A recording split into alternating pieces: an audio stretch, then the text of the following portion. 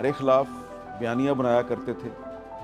ये बात मैं इसलिए कर रहा हूँ कि मुझे याद है कि जब इमरान खान साहब वज़ीर-ए-आज़म थे, तो प्राइम मिनिस्टर ऑफिस में जो एक सोशल मीडिया सेल कायम किया गया था, तो उसके जो एक सरबराह बनाए गए थे जिनके पास बहुत ज़्यादा फंड्स थे, तो वो भी इसी तरह यूट्यूबर्स को असाइनमेंट देते थे कि जनाब अगर आप हामिद मीर के ख़िलाफ़ या फ़लाँ के ख़िलाफ़ या फ़लाँ के ख़िलाफ़ आप एक वीलॉग करेंगे तो आपको इतने पैसे मिलेंगे।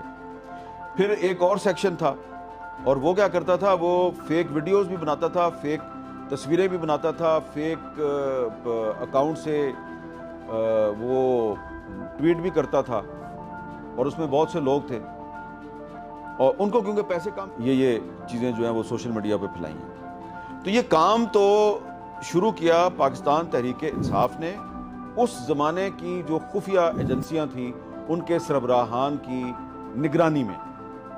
कौन थे वो साहब? जनरल फैज़ साहब। तो जनरल फैज़ साहब ने अपने दौर में जो एक तहरीक-ए-इंसाफ की जो एक साइबर फोर्स थी, उसकी मदद से अपने सियासी मुखालफीन और अपने जो नाक़िद थे मीडिया में, उनके ख़िलाफ़ जो एक बयानिया बनाया, अब उसी बयानिए को जनरल फैज़ के ख़िलाफ़ भी इस्तेमाल किया जा रहा है और तहरीक-ए-इंसाफ के ख़िलाफ़ भी इस्तेमाल किया जा रहा है।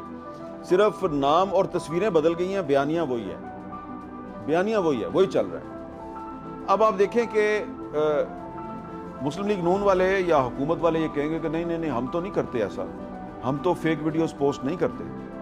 तो मैं ये जो बात इस वक्त आपके सामने कर रहा हूँ, मैं बड़े सबूत के साथ कर रहा हूँ, क्योंकि मैं खुद इसका एक विक्टिम हूँ। मुझे पता है कि फेक वीडियो कहाँ से बनती है, कौन लोग हैं और किसके कहने पे वो फेक वीडियोस और फेक न्यूज़ जो है उसको फैलाते हैं।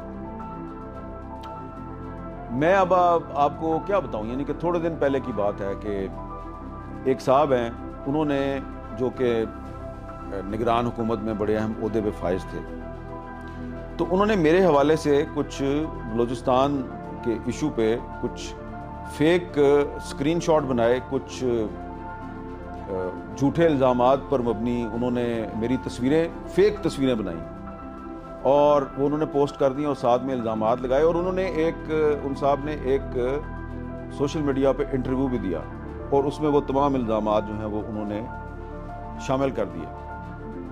अब ये क्या इल्ज़ामात थे? ये वही इल्ज़ामात थे जो इमरान खान के दौरे हुकूमत में उनके एक वज़ीर साहब जो हैं उन्होंने मेरे ख़िलाफ़ वो सारे बयानात दिए।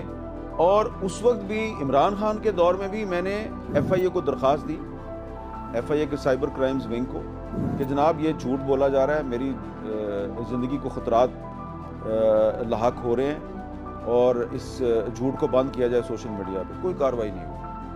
और वो जो साहब हैं, जब हुकूमत बदली तो वो तहरीक-ए-इंसाफ छोड़ के इस्तिकाम पाकिस्तान पार्टी में शामिल हो गए। अब जब ये इस दौरे हुकूमत में एक दफ़ा फिर फेक न्यूज़ के ज़रिए और फेक वीडियोज़ के ज़रिए मेरे ख़िलाफ़ एक बयानिया बनाने की कोशिश की गई कि जनाब ये हामिद मीर बलूचिस्तान में लापता अफराद जो है उनका इशू बहुत उठाता है और ये मारंग बलोच को बड़ी सपोर्ट करता है।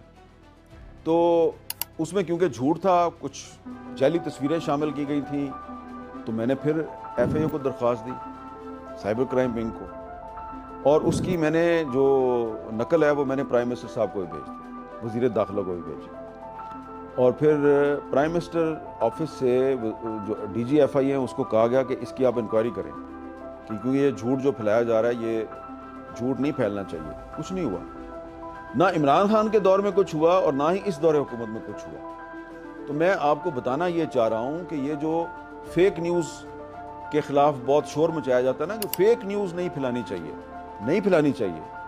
फेक न्यूज़ को रोकने के लिए आप पीका एक्ट मंजूर करते हैं पार्लियामेंट से, लेकिन फेक न्यूज़ तो आपके अपने लोग फैला रहे हैं, तहरीक-ए-इंसाफ भी फैला रही है लेकिन आप भी फैला रहे हैं। तो क्या फ़र्क है आप दोनों में?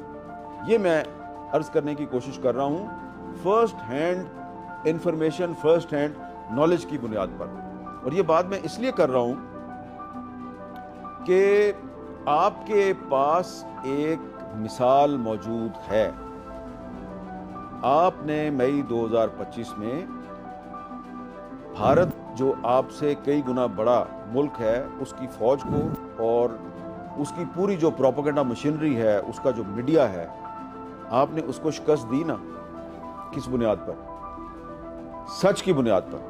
आपके पास जो आपका जो बयानिया था वो सच्चाई पर मबनी था। वो झूठ बोल रहे थे, वो कह रहे थे जी इस्लामाबाद पे कब्जा हो गया, कराची पे कब्जा हो गया, लाहौर पे कब्जा हो गया। हम उनके झूठ का जवाब दे रहे थे और कोशिश क्या थी उनकी कि झूठ के जरिए पाकिस्तान में पैनिक फैलाया जाए और पाकिस्तान में बेयकीनी की फिजा जो है वो पैदा करके तो उसके जरिए हम पाकिस्तान के खिलाफ एक जंग जीत जाए। वो झूठ बोल रहे थे, हम और हमारे इदारे हम सच बोल रहे थे। तो आपने सच के जरिए झूठ को शिकस्त दी। दो मुल्कों की जंग जो है आज के दौर में, ये एक बड़ा अहम वाक़या है आज के दौर का कि दो एटमी मुल्क थे, उनकी जंग हुई। जंग में जो रकबे और आबादी के लिहाज से छोटा मुल्क है पाकिस्तान, उसने रकबे और आबादी के लिहाज से जो बड़ा मुल्क है हिंदुस्तान, उसको शिकस्त दे दी क्योंकि आपका बयानिया सच्चा था, उनका बयानिया झूठा था। अब अगर आपके पास एक मिसाल मौजूद है, आपको एक्सपीरियंस हो गया है कि आज के दौर में भी लड़ाई जो है वो जीतने का बेहतरीन तरीका ये है कि सच्चाई पर खड़े हो जाओ, सच्चाई का साथ दो, सच बोलो, झूठ ना बोलो। लेकिन नहीं, आपने इंडिया को शिकस्त दे दी सच की बुनियाद पर। अब एक दूसरे को शिकस्त देनी है क्योंकि आपके पास कोई बयानिया जो है वो आपका मजबूत नहीं है, कोई सच्चाई नहीं है, क्योंकि आप अनापरस्ती का शिकार हैं। दोनों फ्रीक हैं, अनापरस्ती का शिकार है। आपके पास एक दूसरे के खिलाफ लड़ाई के लिए कोई असूल, कोई नजरिया नहीं है, क्योंकि पहले तो माजी में तो आप दोनों एक थे ना, दोनों एक दूसरे के थादी थे। तो इसलिए ये मुझे पता है कि मेरी बातें आपको बुरी लग रही हैं, लेकिन ये जो आपने एक जैली वीडियोस के जरिए एक जंग शुरू की है, आप ज़रा सोचें कि ये जो जैली वीडियोस की जंग है, फेक न्यूज़ की जंग है, एक दूसरे को बुरा साबित करने के लिए, एक दूसरे को नीचा साबित करने के लिए आप झूठ बोल रहे हैं, फेक वीडियोस फैला रहे हैं। तो इसका फ़ायदा कौन उठाएगा? दुश्मन उठाएगा ना इसका फ़ायदा। तो ये बात मैं इसलिए कर रहा हूँ कि मुझे एक दुख है, एक तकलीफ़ है एज ए पाकिस्तानी कि हम एक फातेह कौम थे। हमने अपने से कई गुना बड़े दुश्मन भारत को शिकस्त दी मई 2025 में, लेकिन हमने उस शिकस्त के बाद क्या किया है? बजाय कि हम अपनी उस शिकस्त को सेलिब्रेट करते, एक हमें गोल्डन चांस मिला, एक सुनहरी मौका मिला कि हम मुत्तहिद होके और आपस के इख्तिलाफात दूर करते। और ये जो पार्लियामेंट में आईनी तरामीम हो रहे हैं, इन आईनी तरामीम के ज़रिए अफराद को मजबूत करने की बजाय हम इदारों को मजबूत करते। लेकिन क्या किया हमने आईनी तरामीम के ज़रिए भी अफराद को मजबूत किया, इदारों को कमज़ोर किया। और जो अपोजिशन है उसके पास भी कोई हिकमत अमली नहीं है। उसकी हिकमत अमली आपने देख ली। ये जो हाल ही में एक बाई इलेक्शन हुआ था, 13 सीटों पे इलेक्शन था, 11 सीटों पे अपोजिशन ने बाइकआउट किया हुआ था, 2 सीटों पे इलेक्शन लड़ने का ऐलान कर दिया, वो 2 सीटें भी हार गई। तो अब ये कोई अपोजिशन की भी हिकमत अमली जो है वो ठीक नहीं है और हुकूमत की भी ठीक नहीं है, और जो इस हुकूमत को चला रहे हैं उनकी भी ठीक नहीं है। तो इसलिए ये जो आप एक दूसरे के खिलाफ फेक वीडियोस पोस्ट कर रहे हैं और फेक न्यूज़ फैला रहे हैं, ये काम आपको बंद करना चाहिए।